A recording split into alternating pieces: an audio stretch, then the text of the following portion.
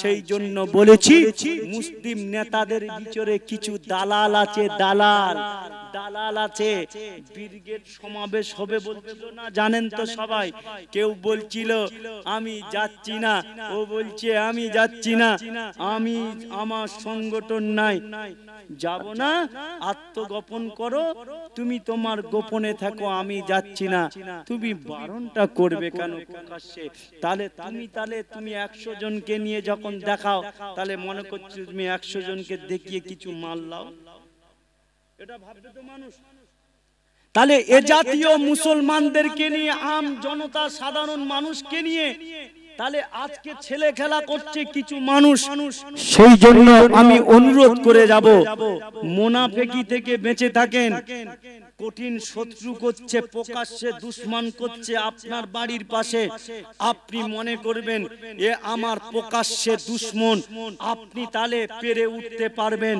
আপনার চাচতে ভাই আপনার সাথে খেলো, আপনার বাইকের পিছনে বসলো, আপনার সাথে দিনের বেলা কাটালো, আর আপনার দুশমনি করলো, আপনি এর সাথে পেরে উঠতে পারবেন না। প্রকাশ্যে দুশমন চিনতে পেরেছেন, উনি হলেন আমার প্রকাশ্য দুশমন। সেইভাবে আজকে এ জাতীয় মুসলমানরা আমরা কখনো এই রসুলের কথাটা আমরা মানি নাই। আমরা নিজেদের গাড্ডা নিজেরাই খুলেছি, এই নিজেদের গাড্ডায় নিজেরা পড়েছি। আমরা নিজেদের জন্য এই ক্ষতি খাতটার জন্য দায়ী, অন্য কেউ নয়। সেটা হলো আমরা মুসলিম জাতি, আমরা নিজেরাই দায়ী। আল্লাহর সাহায্য কখন আসবে? আল্লাহকে যখন ডেকে ডেকে খুশি করাবো, আল্লাহর তরফ থেকে সাহায্য আসবে। আর নতচ আপনি ঠেলায় পড়েছেন আর আল্লাহকে ডাক দিচ্ছেন।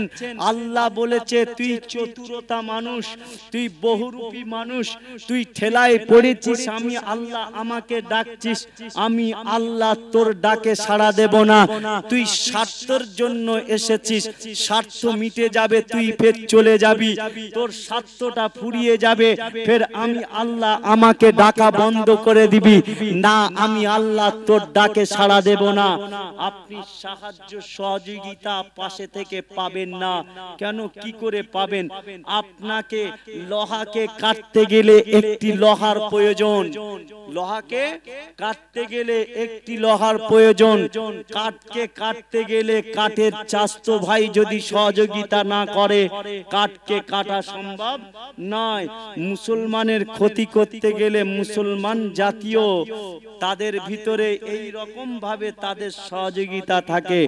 আপনি বলবেন কেমন? আপনার কিছু মুসলমান দেখেন ওয়াকফ বিলটাকে পাস করেছে, একদল মুনাফিক মার্কা মুসলমান, তারা গিয়ে মোদির কাছে গিয়ে হাত মিলাচ্ছে আর বলছে আপনি এই বিল পাস করেছে, আমরা খুব খুশি। যারা বোরা জাতি, সেই বোরা জাতি যারা প্রধানমন্ত্রীর কাছে আমন্ত্রণ করে গিয়ে তাকে সাক্ষাৎ করেছিল। তাহলে মুসলমানদের ভিতরে একদল মুনাফিক আছে। আপনি সকল টুপিধারী পাঞ্জাবিওয়ালাকে মনে করেন না আল্লাহওয়ালা, আরে টুপিওয়ালার ভিতরে মুনাফিক আছে, পাঞ্জাবি পরা ওয়ালার ভিতরেও মুনাফিক আছে। কেন? এই মুনাফিক শুরু থেকে নিয়ে কিয়ামত পর্যন্ত থাকবেন। আপনি বলবেন হুজুর এ কথা বলছেন, পাঞ্জাবি পরে মুনাফিক? হ্যাঁ, লম্বা পাঞ্জাবি, কাটা পাঞ্জাবি আর পিরান পাঞ্জাবি মুনাফিক। মুনাফিক মুনাফিক আজও আছে, আগামীতেও থাকবে। সমাজগুলোকে শেষ করে দেওয়া, সমাজগুলোকে বরবাদ করে দেওয়া এই মুসলমান মুনাফিকরা ইসলামের শত্রুদের সঙ্গে তাদের এই আত্মগোপন এবং তাদের মনোযোগীয় চিন্তা ভাবনা নিয়ে চলার মাধ্যমে এই মুসলমানদের পেশারের মাধ্যমে পড়তে হয়েছে।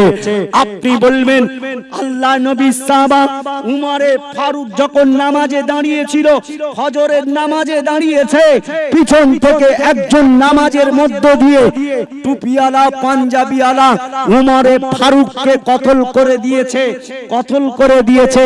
সেটা কে ছিল বাপ? এই কে ছিল?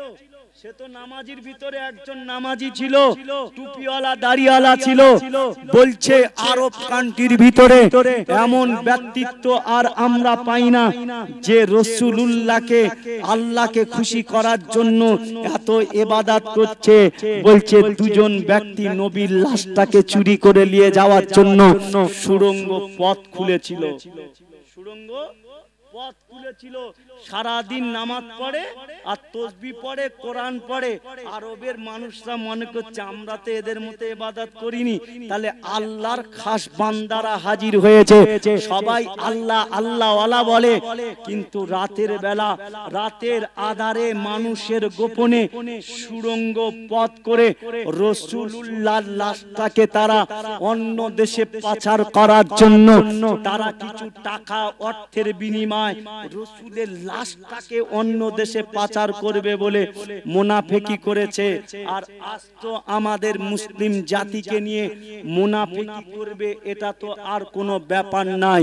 সেই জন্য বলেছি মুসলিম নেতাদের ভিতরে কিছু দালাল আছে, দালাল দালাল আছে।